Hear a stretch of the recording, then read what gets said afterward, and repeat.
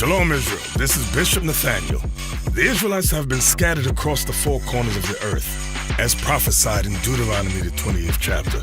Here at Israel United in Christ, we need your help to recover the remnant of our people, teach them the gospel. Please help us, support us, and join or donate to the Booster Club today. Shalom.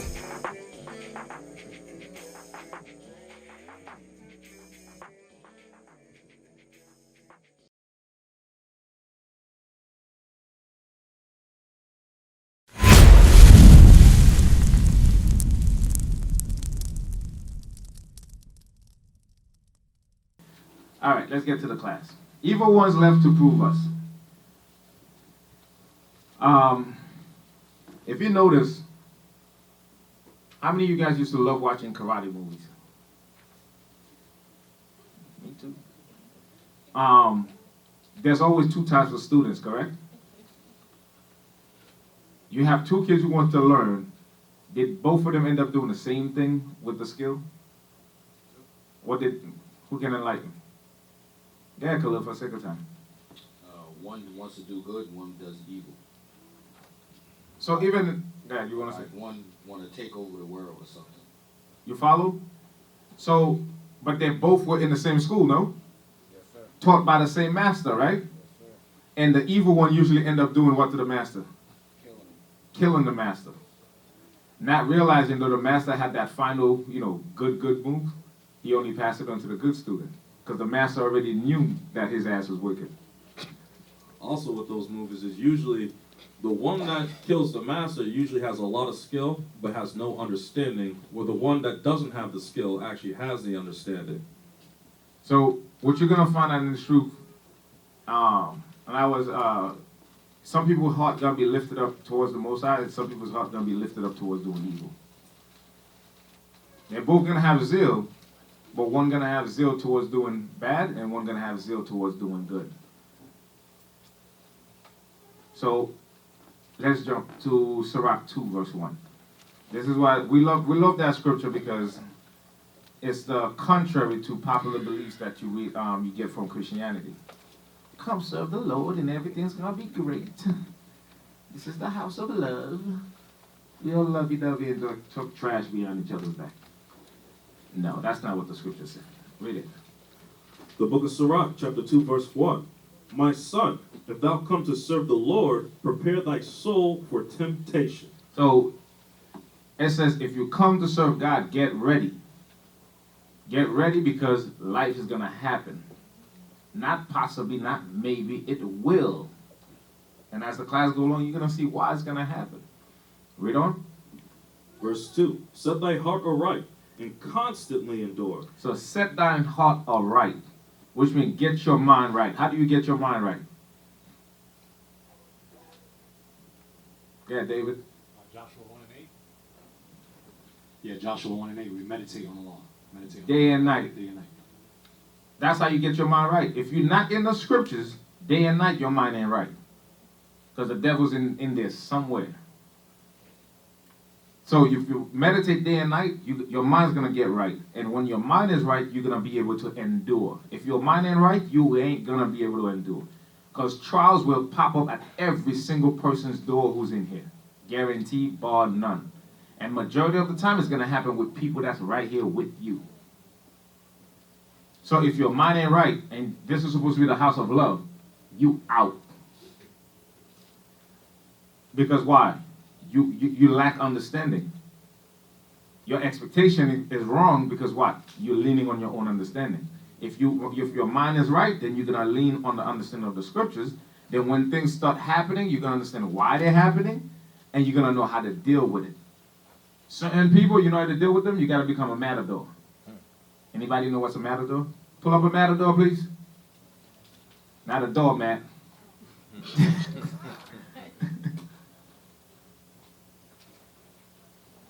Okay, we have a brainiac in the house. Bullfighter. A bullfighter. Olay. See, you even got the word. You didn't have to move, though.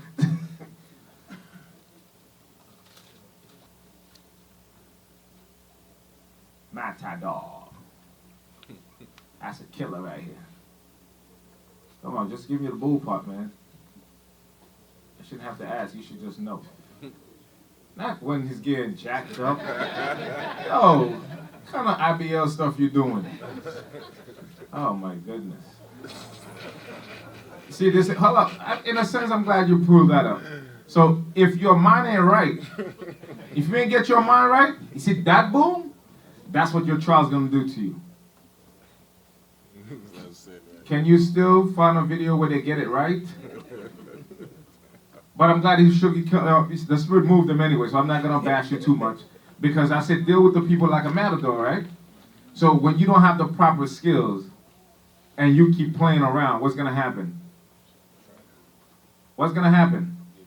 You get trampled and you get killed. But if you have the proper skills, you're gonna be able to avoid it. Run that, you see? You see how cool he look? That's what happens when you get your mind right. So what's gonna happen is people might call you, people might come to your door, people might try to say certain things to you in the body, and then as soon as you see the person, they start talking. I'm like, oh, I see you, devil. Olay. A soft answer turning away wrath. That's another part where the scripture say, allow yourself to be defrauded. You call me talking, you know what? My bad, my apologies. What the hell the person gonna say after that? Because the whole purpose of calling was to make a point, right? Okay, you made your point. I hear you, I'm sorry. What they got after that?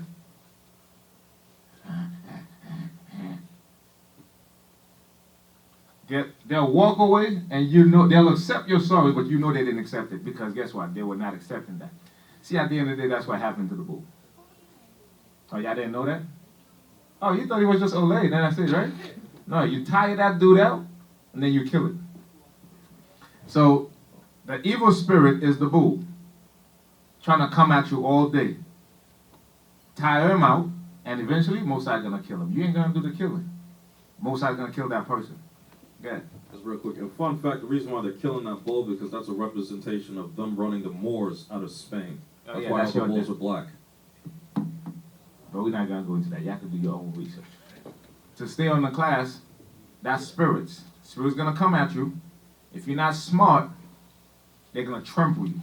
But if you're smart, you're gonna tire them out, and eventually, Most High gonna deal with them because once they can't get to you, their job is done. Because some people are brought in here just for one reason, to buffet you up. That's it. So the moment their job is done, that's how you see souls after a while, they just, for no reason whatsoever. Everything was fine in the naked eyes and then they just get up and go. Never come back. Because their job is done. How they say, dispensation of the gospel is committed unto them. So give me Judges 3. So we're going to go into the reason why certain things are left among us. Judges 3, 1 and 4. The book of Judges, chapter 3, verse 1. Now these are the nations which the Lord left to prove Israel. By them, even as many of Israel had not known all the wars of Canaan. So now here's the thing. Most High delivered us out of Egypt, right? He went out with our armies and we fought. We destroyed everybody. So you don't think he could have us go to war with those 5 nations and then destroy them as well? He said, nah. These 5 right here, leave them alone. Why? Because he left them for our children. Because our children didn't know nothing about war. The Lord is a man of war. That's the aspect of the truth you don't understand. It's always going to be a war. It's never going to be, everything is just peace. No, it's not. That's not the character of the Most High. We have to war to show whether or not you're a warrior. But the warfare is not carnal nowadays. But back then with our forefathers, it was carnal. So you needed to pick up the javelin, know how to fight with the sword, the bow and arrow and everything, right? Read. Only that generations of the children of Israel might know, to teach them more, at the least such as before knew nothing thereof. So that's the reason. He left those nations among us to teach us to war, because he knows the characteristic of those nations. They're going to try to get at Israel. And that's going to force Israel to come together, create an army, learn how to fight, and go fight. And the more you fight, the better you become as a fighter. Because you could practice in theory all kinds of scriptures. You follow what I'm saying? Let's see, don't fornicate. You can read that from now till kingdom come. Until Big Booty Betty shows up, you won't know if you won't fornicate. Until she corner you late night, you doing the night shift, like Business said, on the night shift, girls come my way every night and day. You understand? She realized you're the security guard on a night shift, and she watch you. She see how you patrol the area. She realized that corner right there, when you get by her office, it's always dark. Guess what she start doing? Staying in her office late night. She knows exactly what time you're going to pass, so she makes sure that's when she was fixing her breastises. Because she knows at 5:10, you always put your flashlight to make sure there's nobody in the office. And then you're going to stumble up on her, and she'll be like, oops, I'm sorry, come in. Like, you know what I'm saying? Next thing you know, you come in the congregation like, you might not even show up. But the point is, you read the scriptures. That's to get your mind right. But how would you know your mind is actually right? Until you put in that predicament to actually do what's right. You get what I'm saying? So everybody got different sins they battle.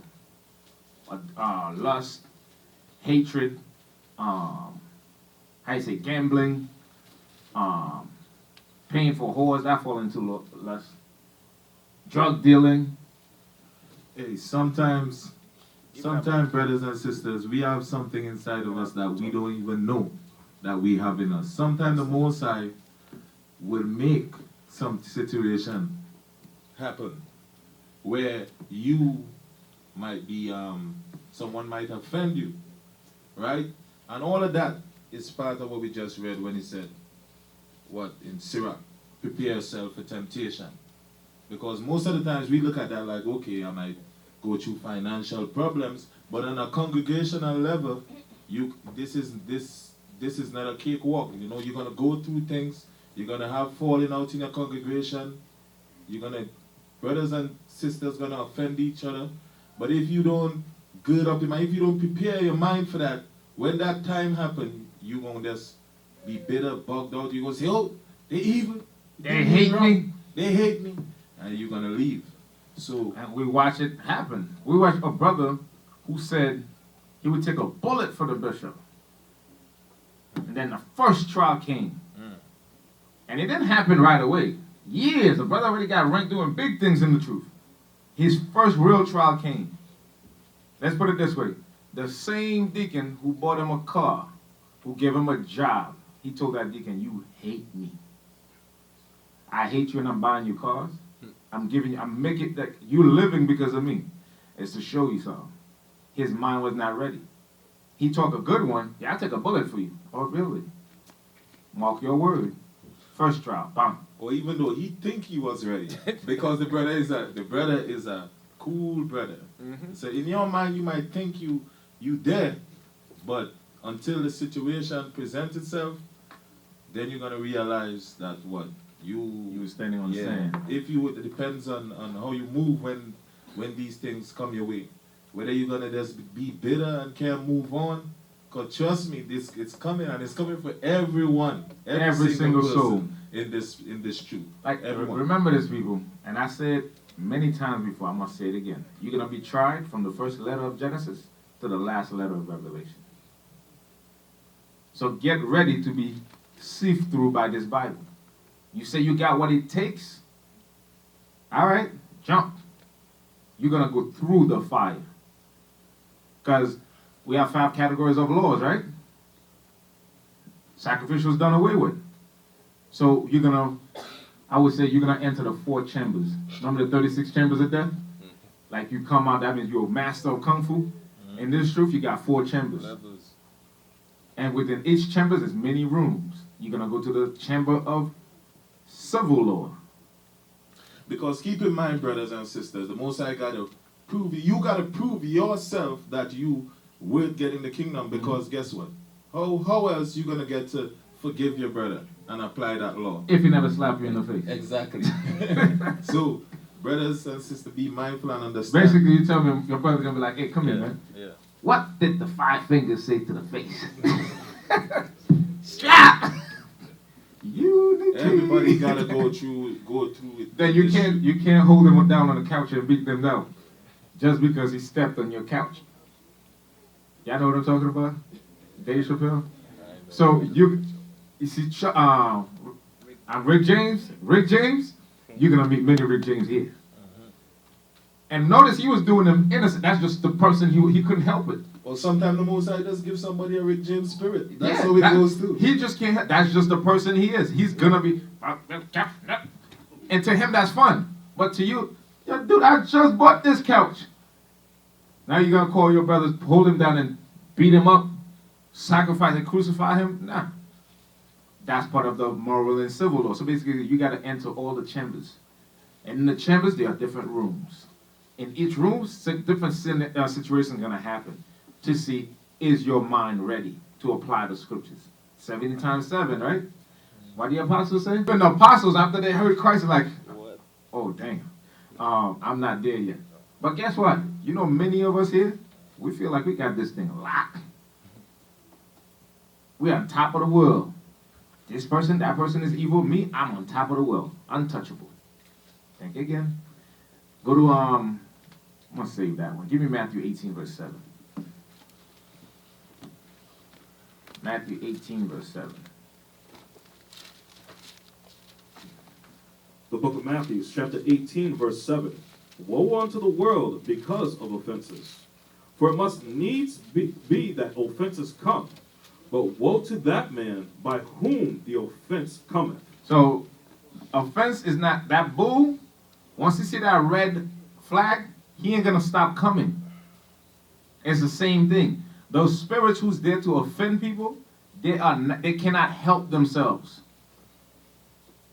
They're gonna offend people day and night. That's what the Most High put them there for a reason. But here's the thing. Scriptures say, woe unto him. So which at the end of the day, just like at the end, the bull always gets stabbed. At the end of the day, those who are offending gonna get theirs. So this is where your faith comes in. So you've been offended. What is your job? To deal righteously and let the Most High fight. Because at the end of the day, if that person does not fix themselves, Most High gonna put their lights out. But here's the thing: if your faith is not strong enough and you're not ready, guess what you do? You render evil for evil. And guess who gets jacked up to? You do. And the evil person's won. Because their job was to get you out the spirit. Just to destroy you. You're going to find some sisters that come in this body for one reason and one reason only. To pull you thirsty Negroes out. She come, you see the booty like, oh, damn, that's my wife. You want to give her a golden shower, mark your territory, early backdoor marriage. You know what I'm saying? Because why? You don't want nobody else to talk to her.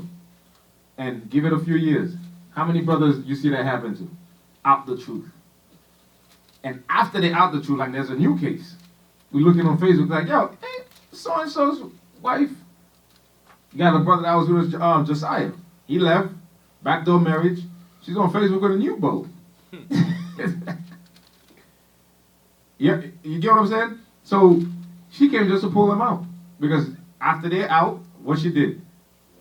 Left them. So you got to guard your soul.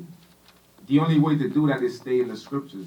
Every situation, apply the scriptures. Stop leaning on your own understanding. Stop leaning on your own feelings. The first reaction, you always want to get mad when things happen to you. That's your reaction. What would Jesus do? That should be a t-shirt, you know. Might sell it to them Christians out there too. They'll buy it. Make more money. What would Jesus do? Like, as funny as it is, but that's the reality. If Christ was in the same predicament as you are, according to his teaching, how would he behave? And ask yourself, am I behaving Christ-like? Because at the end of the day, we are the true Christians, right? So our behavior is supposed to mirror the scriptures.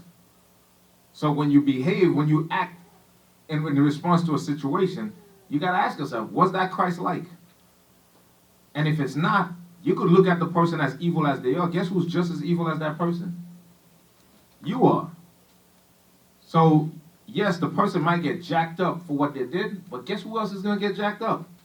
You are. Because you did not respond the proper way. I'm going to give you an example. Brother come and stab me. Bang, bang, bang, bang. 25 times. Then, before I lose consciousness, I pull out my burner. Bang, bang. 2 shots in the head. Dead. Am I going to go to jail? My reaction was not proper. But some people will argue adamantly. Nah, he stabbed me that. Yeah, he did stab you. You're 100% right. But that's not a reason to kill him. Because after he stabbed you, the Lord said if he runs away, and you take 2 steps after and pop him, that's premeditated murder. So, keep that in mind. Give me Sirach 3:27. Sirach chapter 3, verse 27. The book of Sirach, chapter 3, verse 27. An obstinate heart shall be laden with sorrows. Can you pull up that word for me? Obstinate. An obstinate heart shall be laden with sorrow, and the wicked man shall heap sin upon sin. That's that Rick James word. They just don't know better. They just do evil over and over. Read that for me. Stubbornly refusing to change one's opinion or choose chosen course of action despite attempts to persuade one to do so. So now, this is up to you now to figure out whether you have an obstinate heart. How do we try to persuade you guys to do good? Like I said, despite attempts to persuade that person. So a person that have an obstinate heart is stubbornly refusing to change, even after many a time you're trying to persuade them to do right. How do we try to persuade you guys to do right? Go ahead, David. By teaching us the judgment. Speak like you was in the street. Yeah, by teaching us the judgment of the Lord for committing sin. How often do we do that? Every Sabbath. Every Sabbath. We do that here every Sabbath. But how often the truth does that? Every day. Every day. That's if you're watching videos. Because some people only see a Bible on the Sabbath. So they say that's sad. If you don't change, you're going to die. Because it says, blessed is he that meditate on the word day and night. So if you're not day and night in the Bible, you're going to be cursed. So every day, you're trying to persuade you to change your heart. Because guess what? We were all that dude. So coming in the truth, we have to take the time to allow the scriptures to change us. Number one reason why many of us will never change, because our mind is never on ourselves. Our mind is always on somebody else. That's the number. You cannot change you if your focus is on somebody else. This is why many of us will never change. Because no matter what has been said, the mind is nowhere near themselves. You know, like people say, oh, that was a great class. Thank God it wasn't for me. Every class is for you. If you cannot find yourself in every class, something wrong with you. In the world, Esau calls that is deflection, right? To protect your ego or sense of self, what are you going to do? You're going to justify yourself by then turning and pointing to the next person and being like, well, that person's sin is bigger than mine. You start doing what? You start passing judgments on other people to avoid passing judgment on yourself to get yourself right. Right? So what's the end of that? The end of that is going to be death. Destruction, because it's like saying, well, I don't know, something is growing in my arm, But this dude's face full of gangrene. Instead of focusing on that little small thing that's growing on your arm, you just focus on his face. But realize one thing, why you focus on his face? It's like, yeah, what's that white stuff on his face? Oh, that's the gel they give him at the hospital to put over the sickness.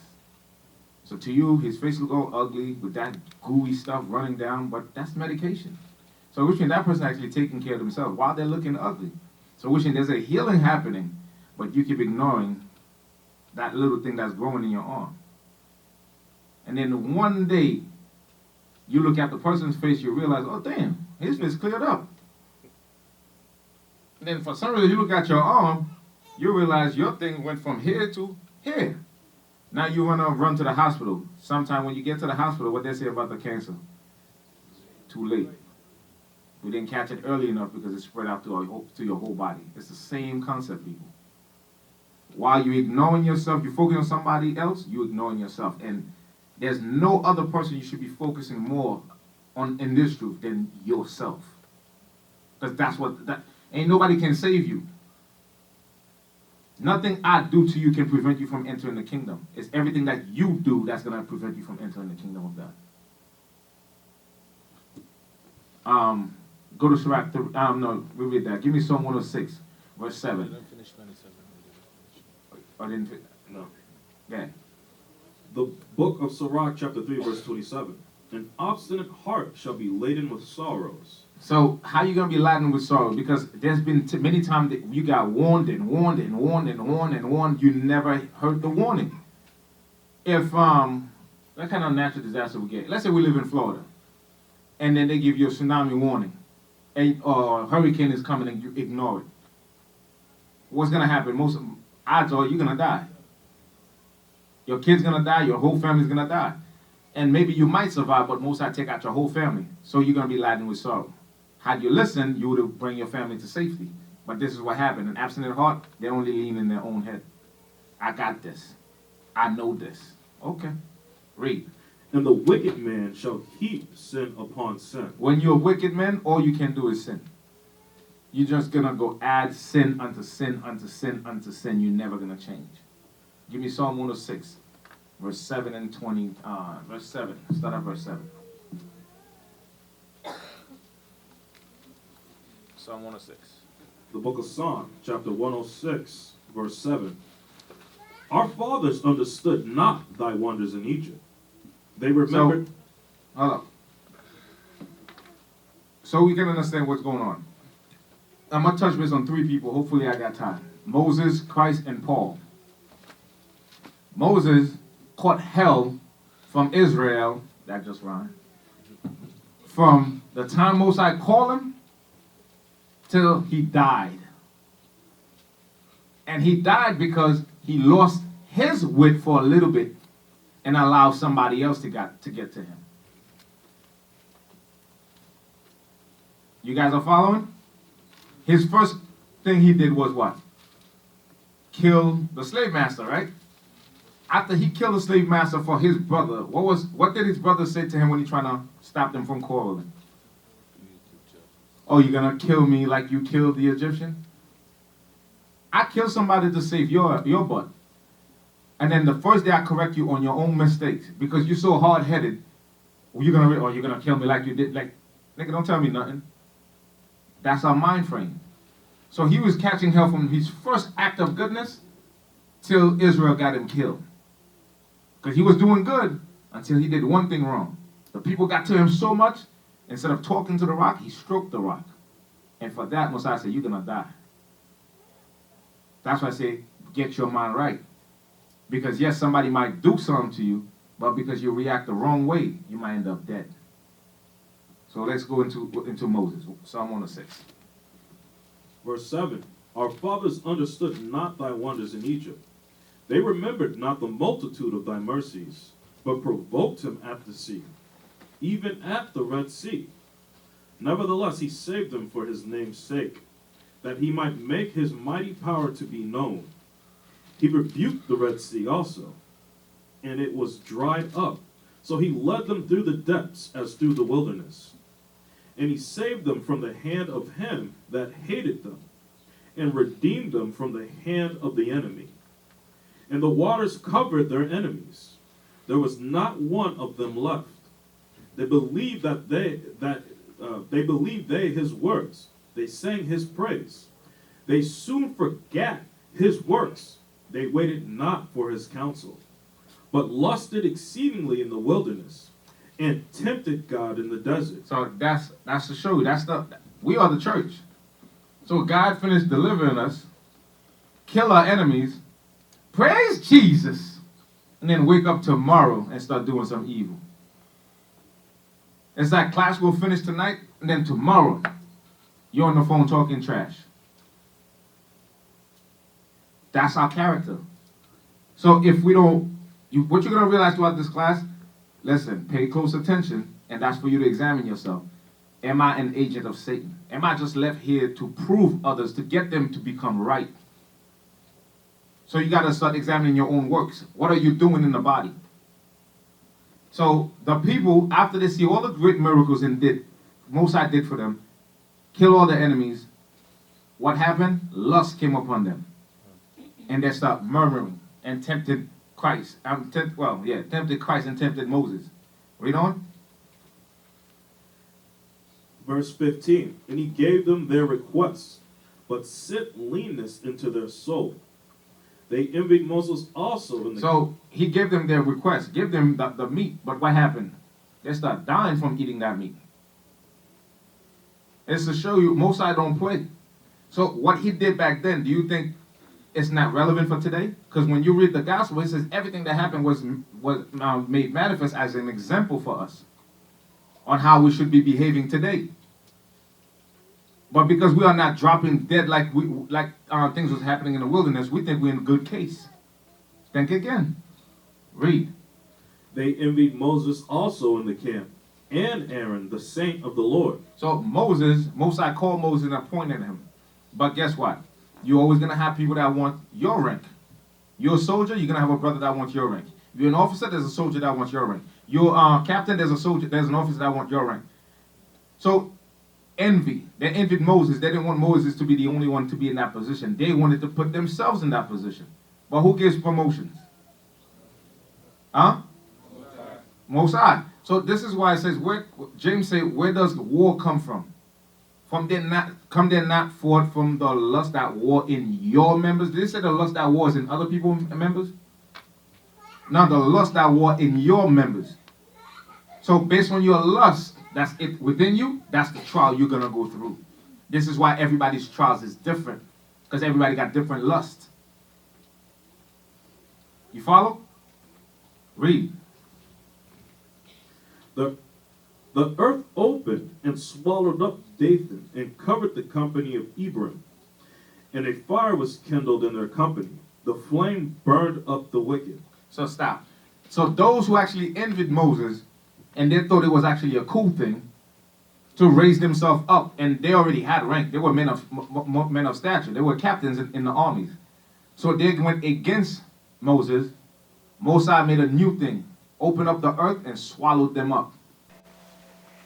So we got to be mindful thinking the things that happened back then cannot happen again today. No, we have grace, we have mercy. But again, last week I touched on it. And this week I posted 2 videos. Like a pastor who just, while teaching, just sat back on a chair and gave the ghost. He ran out of grace. He thought he had a blank check. To just lie and lie and lie. I was like, you know what? Today's your day. Bang. Read on. And a fire was kindled in their company. The flame burned up the wicked. They made a calf. So hold up. The flame burnt up the wicked. Most High killed them and their whole family, right? How were they wicked? What were they doing that made them wicked? Murmuring, envying. You follow? And the last piece that killed the rest of them was Moses said, listen, separate yourself from them. So which means those who were just affiliates, they had a chance to save their lives. But they died because of my friend. I have to say the Levite way, my friend. So it is wicked to maintain a relationship with somebody that you know that's wicked.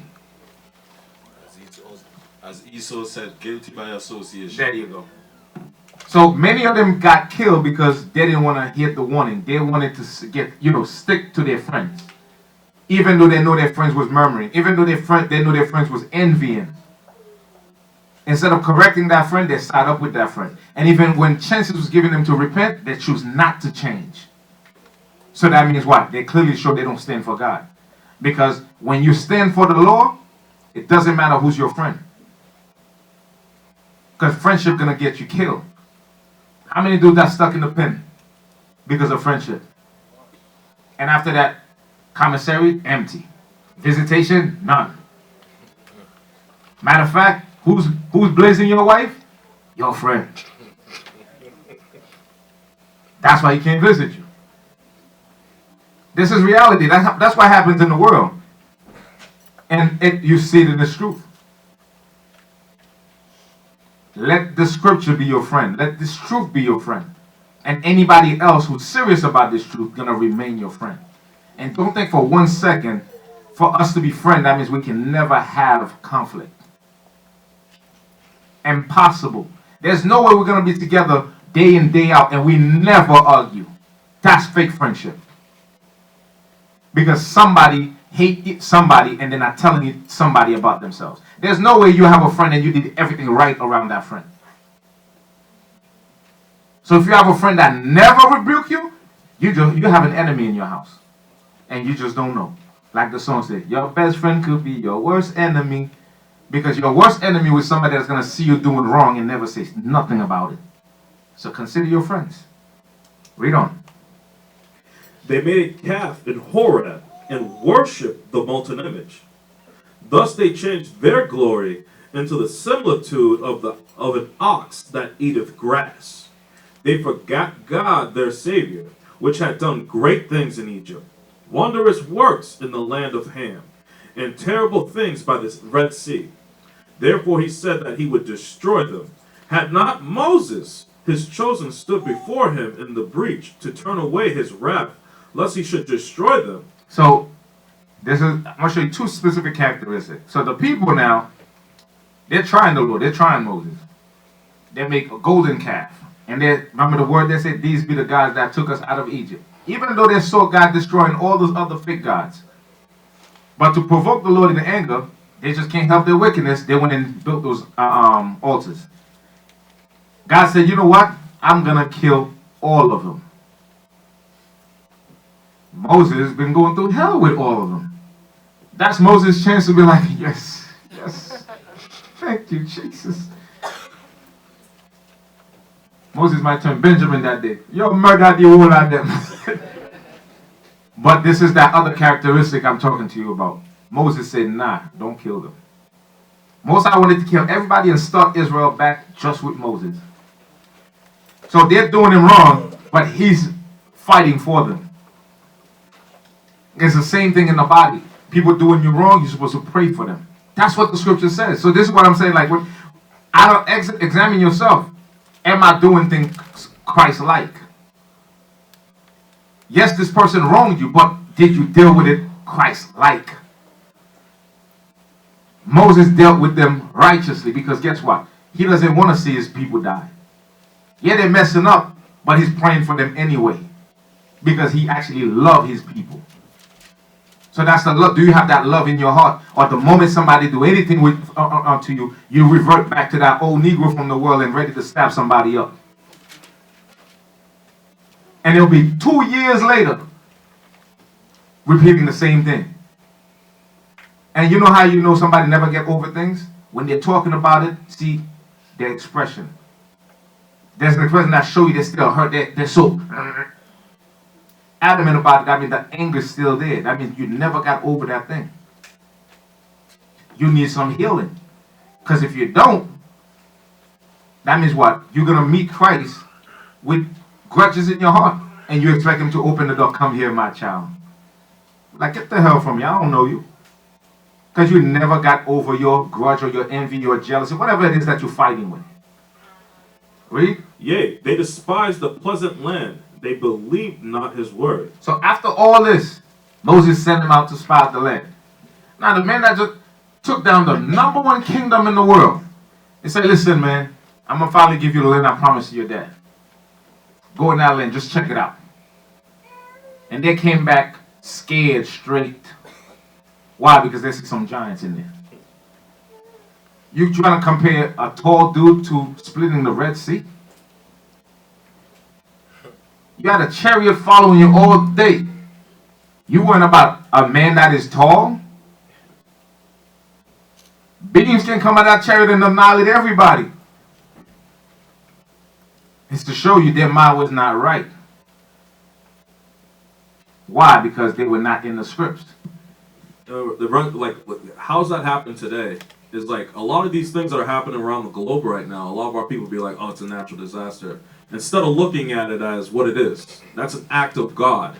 Australia isn't burning for no reason, right? There aren't freaking blizzards going across the U.S. dropping tornadoes for no reason, right? These are things that don't naturally occur. But Jake will sit there so rebellious, be like, "Oh, that's not God." Esau says that's nature. That's science. I can explain that. So that's that same belief right here. They saw those same things happening, those plagues in Egypt. Oh, bees. Oh, the sea turned red. Oh, I can explain that. Right? That's the same thing our people are doing today. Actually, Turkey just had a major earthquake, right? 7.7. Right after that earthquake, a lake started overflowing and nothing but Kool-Aid coming out of it. Red. The whole water red. Right after the earthquake, the whole water turns red, flowing in the street. Oh, it is natural. You see water red, like out of... No, the Most High is doing the same thing he did in Egypt on earth. But many of us, we're not in tune with the world. We're only in tune with the Kardashians, the hip-hop housewives, Kobe, all week, all day. We're not in tune with what's going on in the world. So you don't know what time you live in. You think you got time. Okay. Read. But murmured in their tents, and hearkened not unto the voice of the Lord. Therefore he lifted up his hand against them, to overthrow them in the wilderness, to overthrow their seed also among the nations, and to scatter them in the lands. So, because we kept murmuring, and no matter what, we keep doing those things, he said, you know what? You guys are going to be cursed. They're going to go into captivity. Think about this. This happened a little bit over, close to 2,000 years. And we paid for it. We're still paying for it. We are still scattered in the land. So what we're reading right now, we are living it today. But although we're reading it and we're living it, for many of us, it's still not registering. You still think you're good tomorrow. I could just talk trash about anybody I want. I don't know this man. I don't know who he is in the spirit. I don't know who Kaluk is in the spirit. I should be very mindful how I choose to talk about that person. Like they say in the world, if you don't have nothing good to say, just shut up. Keep your dumb thoughts to yourself and pray the Most High help you remove those dumb thoughts that's in your head. But don't make it a habit where every time you talk about people, it's always about talking negatively about them. That's totally wrong. You have nothing good to say, shut up. Give me Mark 6:6. We're going to jump to Christ. Because that's what happened to Moses. Mark 6:6. Let's see if they treat Christ any differently. The book of Mark, chapter 6, verse 6. And he marveled because of their unbelief. Damn. So that verse alone lets you know they didn't treat Christ any better. He marveled at their unbelief. How the hell the Creator marvel at what he created? Like, that's a special kind of Negro. Like, damn, I made that? He marveled at their unbelief. Now, for the sake of time, I'm going to rush through this. You could write down the scriptures yourself. Matthew 14, 16, 20, right? That's when Christ fed thousands of people. Luke 8:2, he cast out evil spirit out of people, right? John 2:1-11, he turned water into wine. John 11:42-48, he raised Lazarus from the dead. Read what you just read again in Mark. The book of Mark, chapter 6, verse 6. And he marveled because of their unbelief. He marveled because of their unbelief. You tell me somebody raised the dead, stinking dead person to life, and you're going to give this person lips? It's to show you the kind of people we are and how much change that needs to happen within us. So they did not give Christ any room to breathe whatsoever, to the point where he marveled at the unbelief. But at the very end, when he was on that cross being nailed, what did he say? Besides all the stuff they did to him, he said, forgive them for they know not what they do. Many of us probably have never uttered those words about anyone who has ever heard us in this truth. But we want the kingdom to come. We can't wait to step on Esau's neck. Give me that scripture in Amos. For those of you who can't wait for the kingdom to come. Yep. That's Jeremiah? Amos 5. 18. Amos 5:18. The book of Amos, chapter 5, verse 18. Woe unto you that desire the day of the Lord. To what end is it for you? The day of the Lord is darkness and not light. So the scripture's giving you a warning. Woe unto you, destruction unto you who can't wait for the Lord to come. He's letting you know it's not the day of light. It's a day of darkness. It's a day of death. So if you so desire it, you better make damn sure you are Christ-like. Read. As if a man did flee from a lion, and a bear met him, or went into the house and leaned his hand on the wall, and a serpent bit him. So that's when you think you're good. And then, but you look at your head rolling down the pike like, what the? You thought you was good. You're running, you're running from a lion. You think you're good. You run in your house, close the door, put your hand on the wall, like, and one of them spiders from Australia, them deadly ones, just sting you. Like, oh, damn, I'm dead. That's the day of the Lord. What you think is going to happen may not be what's going to happen. So this is why it says, get your mind right. So throughout the church, we did not treat Moses right. Throughout the church, we did not treat Christ right. It's to show you churches always have problems. But there's a way to deal with that problem. You got to be Christ-like. Forgive them for they know not what they do. At no time should anything happen between you and a brother or a sister and a sister where you develop such a hatred where you just hate that person. Then if you have hatred in your heart within the body, then where does Christ dwell in you? Because Christ does not dwell in a body that is subject unto sin. So is Christ in you? That's a question you got to ask yourself, and it's easy to find out. Just look at your works, look at your ways. And that's something we all got to do, because we all got to try to aspire to be Christ-like. Because the scripture says in John, Christ wants us to be as one as he and the Father is one. The way Christ and the Father is one is because Christ does exactly what the Father says. They are one in ideology. So how are we going to be one in ideology if there's hatred? Because the moment there's hatred, that's you missing a bolt to connect two pipes right there. You get what I'm saying? A sin is basically a barrier to prevent a connection from happening. So we always got to be working towards bridging connections, not maintaining, like, set the bridge on fire and stand on one side, like, yeah, you can't cross, right? Meanwhile, you're not in a good spot yourself. Meditate on those things. So we're going to jump to Paul. You thought maybe Paul had it better, right? Paul had a church called the Church of Corinth. What a wonderful church. Them niggas hated Paul. So here's one thing you're going to realize now.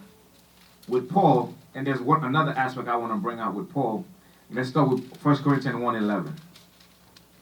Was Paul living in Corinth? Yes, no? Speak up, guys. Come on. No, he was traveling, so he'll be in Corinth for a few months, Philippi, and so forth, Galatia. He was a traveling man, right? So let's start with this. 1:11. Start at 10, actually. The book of 1 Corinthians, chapter 1, verse 10. So, at any time somebody find me that verse where Paul said, I taught you guys in the book of Corinthians, let me know. I'll read that. Now I beseech you, brethren, by the name of our Lord Jesus Christ, that ye all speak the same thing. So, is that a request or a command? Because we all say we believe in Christ, therefore we must be speaking the same thing. We must be Christ-like. Read. And that there be no divisions among you, but that ye be perfectly joined together in the same mind and in the same judgment. So we must be joined together as one unit. Just as Christ and God was joined as one unit. But for that to happen, we must be in the same mind. For that to happen, every single mind here got to be anchored in the Bible. So we can understand judgment when things happen. We don't get, how you say, head over heels, you know what I'm saying? Catch spirits or whatnot. Bent out of shape. Huh? Bent out of shape. Bent out of shape. Thank you. Verse 11. For it hath been declared unto me of you, my brethren, by them which are of the house of Chloe, that there are contentions among you. So, verse 11 says, for it had been declared unto me by brethren. So, what that shows you, off the top, that shows you what? There's some people in the church that actually apply the laws. What law are they applying right there? Come on, guys. We don't have that much time. Huh? Leviticus 5:1. Negroes hate that law. Because many of us in the truth, we still got snitches get stitches in our head. Ain't nobody going to stab you up in here. And if they do, they're going to jail. Don't worry about it. So, Paul wasn't there. Somebody had to tell Paul. That means that person cared about the church. Those who don't care about the church, guess what? See nothing, hear nothing, say nothing. But guess what? There's a God that's watching. He knows exactly what you're aware of. He knows exactly what sin you know that you're not talking about. But hey, what do I know? It's just with the scriptures. So this group of brethren let Paul know exactly what was happening in that church. And he named them. That was the house of Chloe. That there's contention among you. So there's arguing and bickering and fighting because you got people that want position, that want to be. It's a lust. Again, war comes from the lust that come within your members. So if I have lust, there's no way me and you gonna be jointly together in the same mind, because what you're lusting after, I might not be lusting after that. It could be you lusting for my position. If you're lusting for my position, there's no way you're gonna be joint with me, because you're laboring underhandedly to trying to get me out of my position, so you can have it. So no, we're not gonna see eye to eye. Go to chapter 5, verse 1. 1 Corinthians 5:1. The book of 1 Corinthians, chapter 5, verse 1. It is reported commonly that there is fornication among you. It is reported commonly.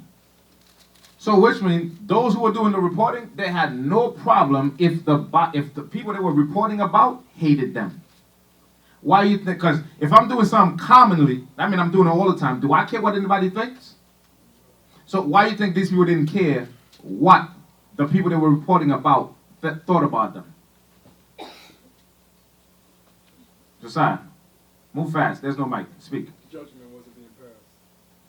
The judgment. Why they didn't care? Basically, you in sin, and I go tell on you all the time. That means I don't care what you think. Why?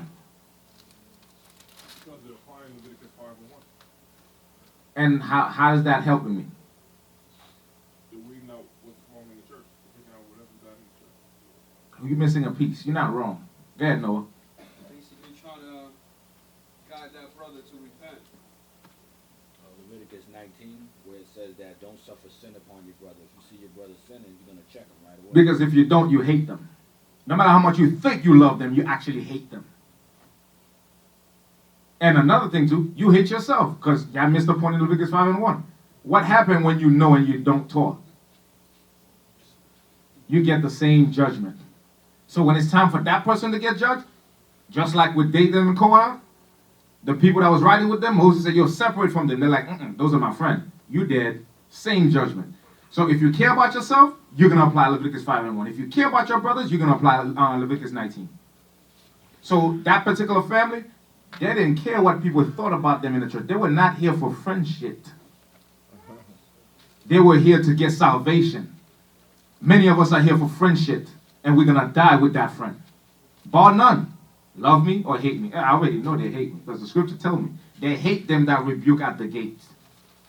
So I do not expect love from everybody. You love me, keep the laws. It's like, right now, you guys got to look at this as like a ride, right? We're all trying to get to the end, right? But everybody's just a passenger here.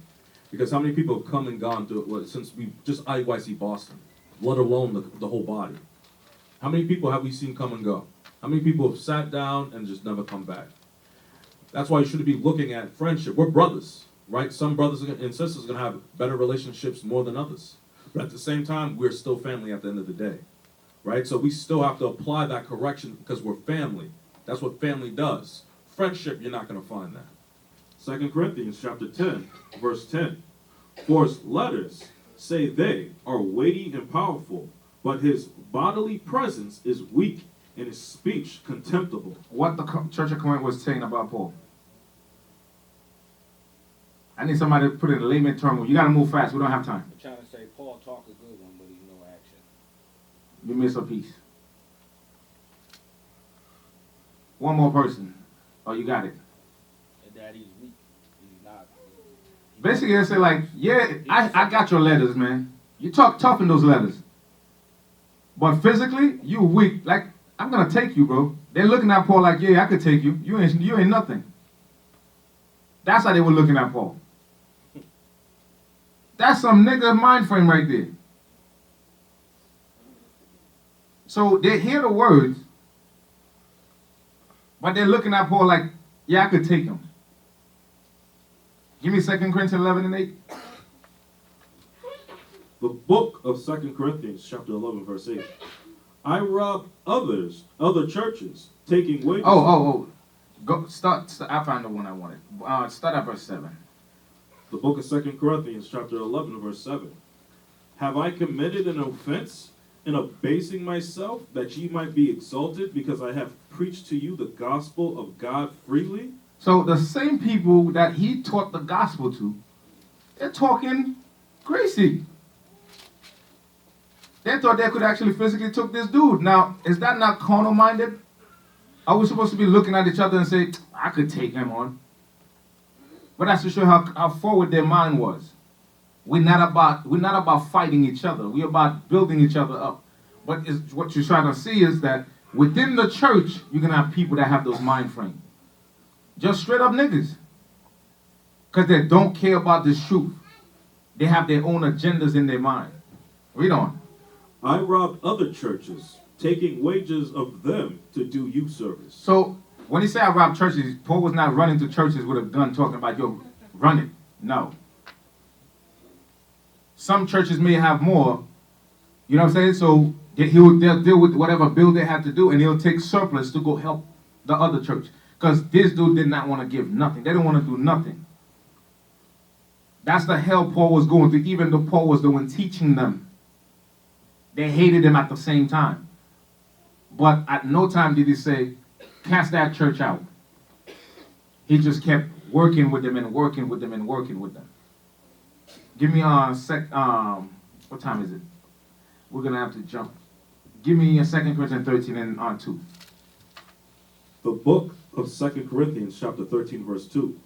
I told you before, and foretell you, as if I were present the second time, and being absent, now I write to them which heretofore have sinned, and to all other, that if I come again, I will not spare. So Paul has to let them know, listen, if I have to come again, and y'all still on that dumb stuff, I'm not going to spare none of y'all. So from the time Paul wrote that, to the time he actually show up to that church, that's a grace period.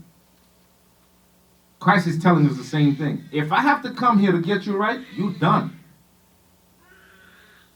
So yes, there's gonna be drama in the church, and because of that, we're not gonna just up and leave.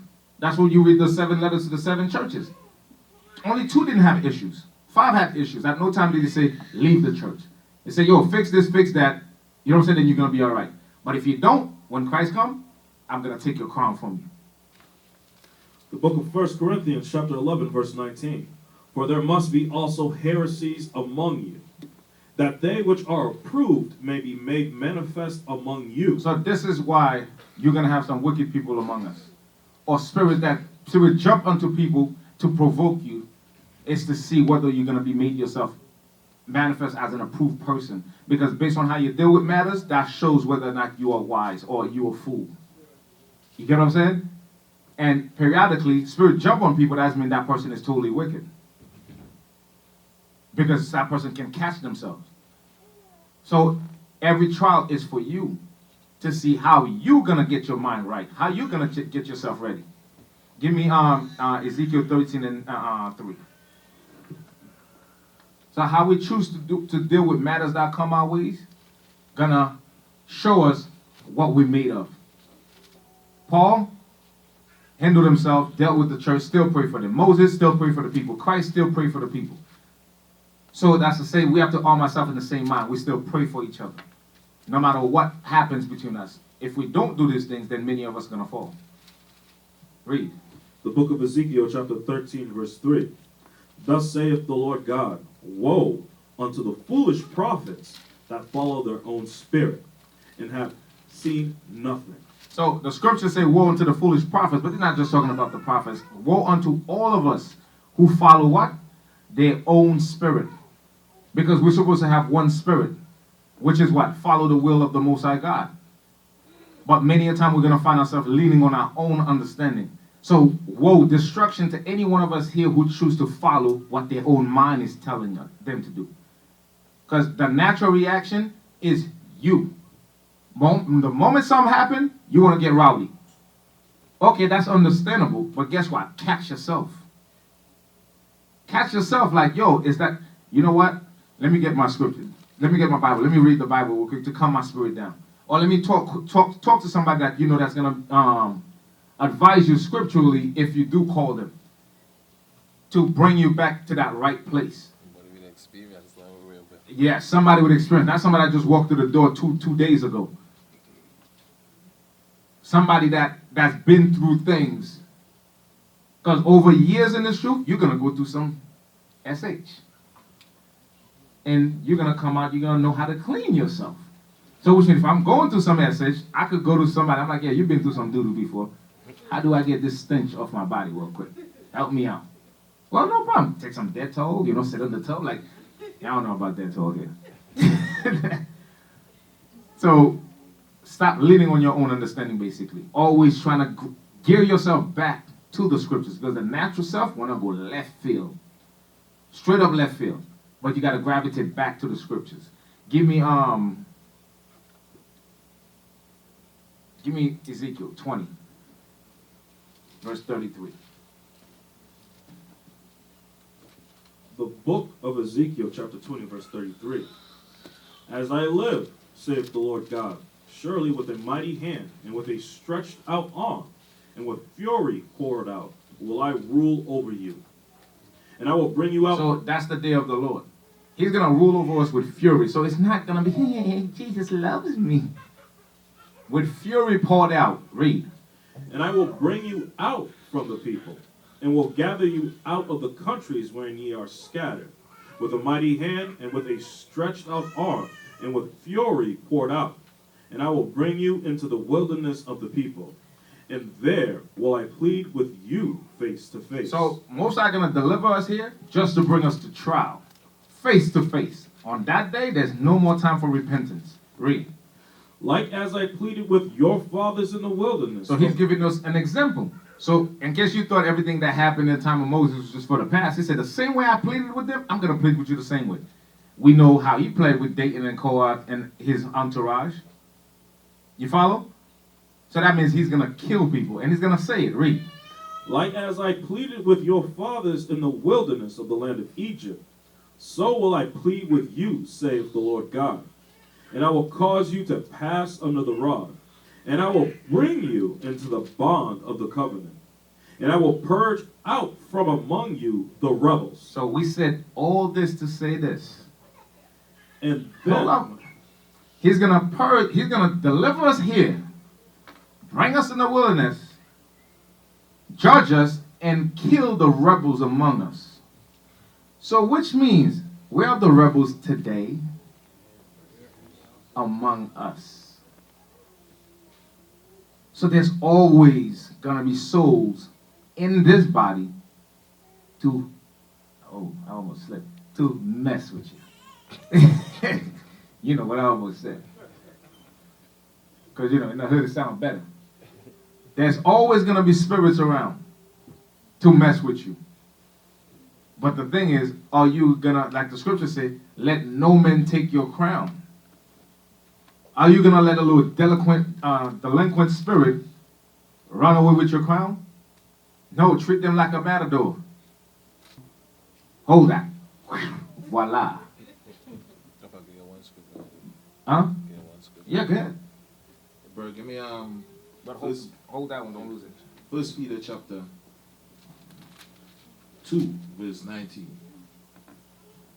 Alright? the book of 1 Peter, chapter 2, verse 19. For this is thankworthy, if a man for consciences toward God endure grief. Read it again. For this is thankworthy, if a man for conscience toward God Conscience, a man, because of he have a righteous conscience towards God, God said this is thankworthy. Read on. endure grief, suffering wrongfully. Endure grief, suffering wrongfully. So, I know a lot of us haven't seen this scripture, but this is what God said. It's righteous to suffer wrongfully. That's some weird, right? Yes, it's righteous to suffer wrongfully. Because if you trust in God and you believe in God, some things you have to know. If you believe a God is real and a God gonna judge, you don't worry about certain stuff. See, for that to happen, you got to get your mind right. Whatsoever was written aforetime was written for your learning. You got to go through the history of the Bible to see how your forefathers acted and how the Most High delivered them, even when they were right and they suffered wrongfully. Like Joseph suffered wrongfully, but he ended up being the vice president. You get what I'm saying? The next thing is, you got to actually believe. Because you could read every day, that doesn't mean you believe nothing you read. Because the moment your test comes, you act totally opposite of what's written. But I'm glad you pulled this out. Finish it. Read verse 20. I'm gonna read. For what glory is it if, when ye be buffeted for your faults, ye shall take it patiently? So, boom, you get corrected for your fault. You wrong. You take it patiently. Okay, that's cool. But what glory is in there? Read.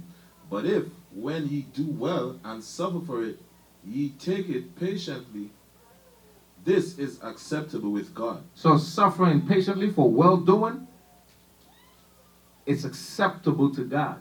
Now, I'm sure we all want to do what's acceptable to the Lord, right, children? See? Many of them, I'm a grown-ass man. You're talking about children. I ain't answering you. So, if you suffer, you're doing... Listen, my apologies. I didn't mean it that way. Can we all just get along? Just keep it moving. Like, I don't want to be mad at you for a whole week. Straight up. I want to be at peace with myself. I want to go to bed, can't tossing and turning, can't sleep, nightmare, because, No. I want to give you a soft answer, fix it, and listen. Let bygone be bygone, let's move forward. Because I don't want to die in my sleep knowing that I did you wrong. While I'm dying, I wake up like, damn, I'm going to hell. Okay. I want to go to sleep with a clean conscience. I'm not saying, don't get me wrong, I'm not saying I'm the most righteous person here. I'm just letting you know what I'm striving to do. I want to sleep every day with a clean conscience. Read on. For even hereunto were ye called, Because Christ also suffered for us, leaving us an example that ye should follow his steps. That's it. We are Christians. We are the true Israelites, the true Christians. We are followers of Christ. So he left an example. Forgive them, Father, for they know not what they do. So why is it so hard for you to forgive your own brother and sister here? Because if you can't do it here, you are not, and I'm only going to say it once, maybe twice, you are not going to get the kingdom. Because an unforgiving spirit cannot love God, period. Let's go back to Ezekiel. Start from verse 35 again. No, 38. The book of Ezekiel, chapter 20, verse 38. And I will purge out from among you the rebels, and them that transgress against me. I will bring them forth out of the country where they sojourn, and they shall not enter into the land of Israel. And ye shall know that I am the Lord. So he's going to bring us out of here. That's a sad moment, and man, I pray God it ain't me or any of you guys here. So yeah, let's paint the picture again. Boom. Nuclear drop. Nuclear weapon drop. Because remember it said the righteous shall scarcely escape. Which in the fire is going to be like. So some of your clothes might already be on fire. And then Scotty beat me up. Chip, chip, chip. You in the chariot. You think you good. All praise to the Most High. Sounded like, what's his name? Canada. All praises to the Most High. With no mic. You almost got deep by force that day, like popping your collar. Remember Tommy Hilfiger? He used to flip the collars, you in there like chilling. You get into the wilderness. And they're like, put your head right here. What you mean, Jesus? Put your, or what I mean? That's you, that's you, that's you. Now you start bawling, head rolling. Because why? You had hatred, you had envy, you had secret sin. You might still be sniffing that coke, smoking that weed. You know what I'm saying? Losing your rent money, gambling. You understand? Messing with a hooker, messing with some trainees. You don't know what you're into. It's a weird world out there right now. You get what I'm saying? And many of the things you do, we're not going to know. But that's to show you never believe. God knows. You think you fooled us. You think you got away. You're in the body breaking bread all day, every day. You think you're good. I'm just going to secretly sin. But on that day, well, let me put it this way. Many of us before that day going to get jacked up. You get what I'm saying? Just because you got delivered here, that doesn't mean your life was peachy here. You might start growing ulcers. You might have cancer from smoking cigarettes. You know what I'm saying? You may never get a good job. You're struggling. Your life could be hell. But, you stay in the body because that's the best social club you have. You don't want to be somewhere in the club, And then when you get delivered, you get killed in the wilderness. That's a sad day, and I don't wish that on me or anybody here. You know what I'm saying? That's like the lady who won the lotto on air quit her job, not realizing 100 other people won. Next day, she had to go beg for a job. So don't ever think this is a walk in the park. Things are going to happen. It's going to happen in your regular house. That's why the scripture says, if a man know not how to rule his house, he cannot rule the house of the Lord. Any which way you treat your wife and your kids, eventually, it's the same way you're going to treat the body. Because the scripture don't lie. You follow what I'm saying? If you yelling and screaming on your wife all day, every day, arguing and bickering, anytime things go wrong here, you're going to behave the same way. And it's vice versa. Don't think you're going to be a woman talking, what's that now, nigga? What you going to do? Hit me, chest bumping the dude like, hit me. Provoking him to hit you, thinking you're going to be behaving well in here. It does, like, you can't be night and day. You're either hot or you're cold. The person you are at home is the person you're going to be here. You just give it time. The same way you behave at home is going to start popping up here. Just give it time. So that's why we must examine ourselves and really try to become Christ-like in every aspect. At the end of the day, the same way you would love to treat yourself properly, treat everybody the same way. And if somebody does offend you, deal with it. And if that person don't want to take correct, just, you know what? My bad. Leave it in the hands of the Most High God. So I'm gonna leave you with this word. What would Jesus do? With that I say sure. We used to scream black power while heroin was pushed. But at the end of the day, nothing's in vain. IUIC has been given a vision. The tents of Judah has risen. Many has attempted the mission. Minor murmuring, omitting, and missing the mark. Just reading that he had the flame of fire in his eyes gave us the spark. We on Paul's mission. We out on the road, purple and gold. From Mexico, Cuba, Haiti, Ghana, Sierra Leone. 144,000 boots banging, concrete crackling. These are our men repented at heart. The scriptures is proof. IUIC, we deliver the truth.